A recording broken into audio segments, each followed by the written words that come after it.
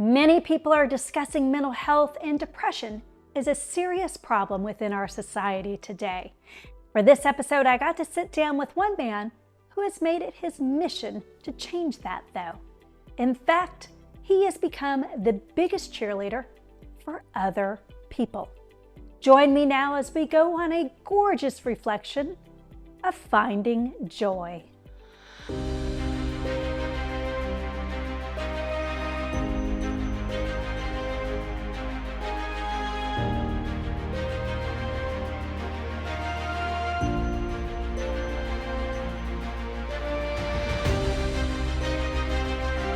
So Deli Fresh Threads is a clothing brand inspired by my love for sandwiches. So it's a sandwich themed clothing brand where the shirts come wrapped and packed like a sandwich, and as well as also packed from like almost like if it was like your favorite sandwich shop, or if your mom packed it, except it's from me. From the very beginning, I've thought of community always being so important, and I've always thought that treat others the way you want to be treated. And I feel like I don't know, there's something about me that I just feel like I need to be able to tell people, hey, I appreciate what you're doing. And then I'm a girl dad. I want everyone to succeed is basically how I kind of look at it. And so because of that, I find ways, any way I can. There's times where I will just shoot a message on a person that I'm friends with that is like either on Instagram. I'll use the voice thing because I'd rather hear them hear my voice than a text. And I will literally record my voice on Facebook message or Instagram or even on text and just be like, hey, you're doing a great job. No one's telling you this, but I see it. I'm telling you. Why? And I think sometimes the reason I do it is because I don't hear it. And I feel like if I don't hear it, then they're probably not hearing it either. And I just feel like if I could be that beacon to be able to help them. I tell people very often on my own personal Instagram, I'll be your cheerleader. Why? Because we all need a cheerleader. We all need someone. We all need hope. We all just need that encouragement. And if you're not getting it from somewhere else, I feel like someone else has got to give it to you. And why not me? Why not Biggie? What an amazing attitude from a man who wasn't always able to share that sunshine. What you don't yet know is that Biggie had to overcome a tremendous loss. Now, I must warn you that this next part might be a little difficult for some of you to watch, and I want to thank Biggie in advance for sharing his story with us and its important lessons. My wife and I, our first daughter, so I am a father of two. One with me, she's 14 years old, and I have one in heaven. She was with us for 12 days. And we're in the world of a loss. It doesn't matter whether you've lost, if it's like gone from stillborn to miscarriage, all the way to an adult child, a loss is a loss. So my wife and I, we were pregnant. My wife was pregnant, and everything was normal. And she basically went in for a routine checkup. And when she went in for her routine checkup, she was 26 weeks. When they went in, they looked, gestation age of the baby, of Gabriella, our daughter, was only 22 weeks. And I'll never forget it. It was like 2:30. Got a phone call from my wife. I was at work, and she basically was like, we're gonna have to have the baby. And so then we went to the hospital, and we were there for 2 days.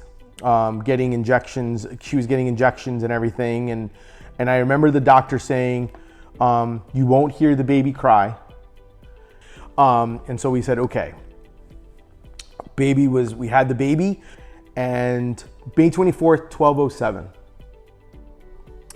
And she cried. So it was like a massive amount of like, man, my kid's a fighter. She was a fighter. And she basically, her lungs, we basically went to 12 days in the NICU, 12 days NICU, 12 days Ronald McDonald House, 12 days of just waiting for another 12:07. My daughter died on June 6th, 2006. It was like 4 something in the morning, and she just couldn't, her lungs just wouldn't give. Like she just couldn't after so many, and it was just like, I definitely know that it changed me as a human. I used to be where I needed to be around people. I am an overly extroverted person. I'm still extroverted, but I'm overly extroverted. I needed to be around people all the time.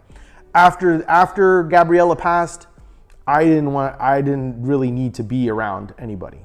I just needed to have my wife around me.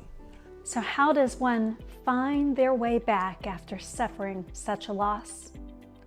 Well, for Biggie and his wife, it took quite literally an angel.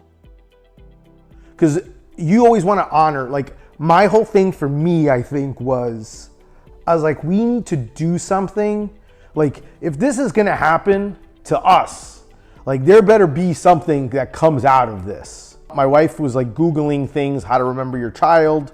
They found like butterfly gardens and this and that. And we're like, we're no green thumbs. We don't want to bench this and that. And so my wife came across this thing called the Angel of Hope. And we basically started this thing to get this Angel of Hope statue here in Orlando, Central Florida. We talked about it. So that happened in 2006. And then after we talked about it in 2008, we had mentioned it. We were like, yeah, we should do something. In 2008, we had our second daughter. After we had Bella, we're like, it's time. We need to do something. Like we need to make this Angel of Hope thing work. And that's the universe. Like the universe, like kind of like it was too easy.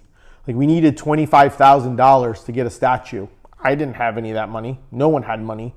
I think I maybe gave a few $100, but we had so many people start donating because we started telling our story. And then once we started telling our story, the universe listened. The city of Altamont, literally, we told our story.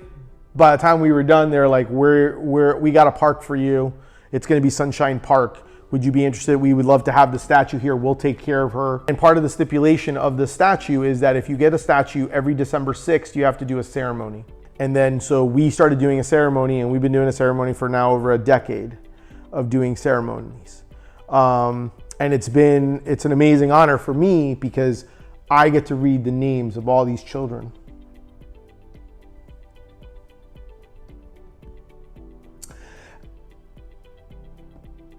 It's something special about having someone else say your kid's name.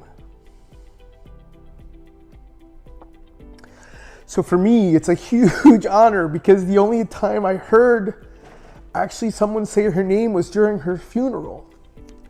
Like her name by somebody other than someone I knew. Today, Biggie is one of the most positive people I know. So I asked him, how did he find his way back to joy?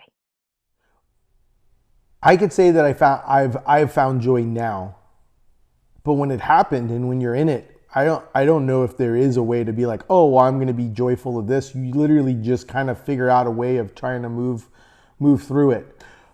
Through life we go through, we're constantly going.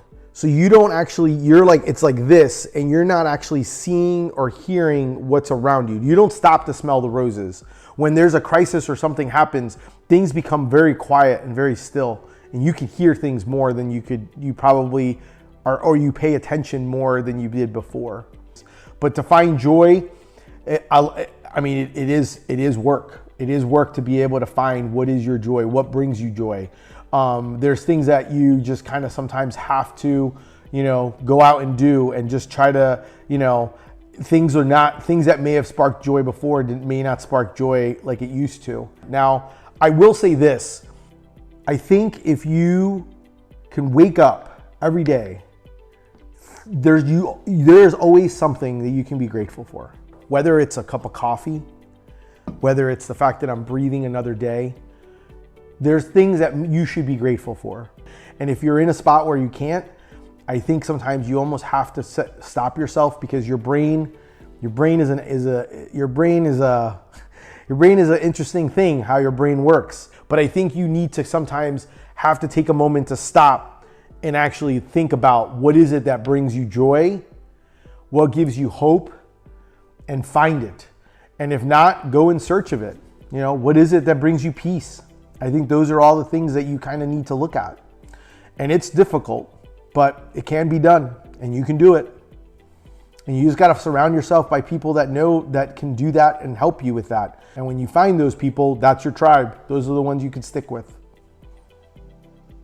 I want to thank Anthony for sharing his story with us. And for me, this was actually very personal. My family lost my brother in 2008. And even though he was an adult, that loss was still devastating to my parents and to our family. And I'm thankful that this year, Biggie is going to include my brother's name at the Angel of Hope ceremony. If you would like more information on the Angel of Hope, visit their website. You see it here on the screen. And I hope that even though this was a tough episode to watch, maybe you found some inspiration, especially if you have been dealing with a loss, that will help you be able to eventually find your way back to joy. We'll be exploring joy and other themes at our upcoming art exhibit, which is being held at the Mills Art Gallery. Sales from the art exhibit benefit Second Harvest Food Bank. So I hope that you will join us there. I'll be there, and so will many of the people I interviewed. We hope to see you.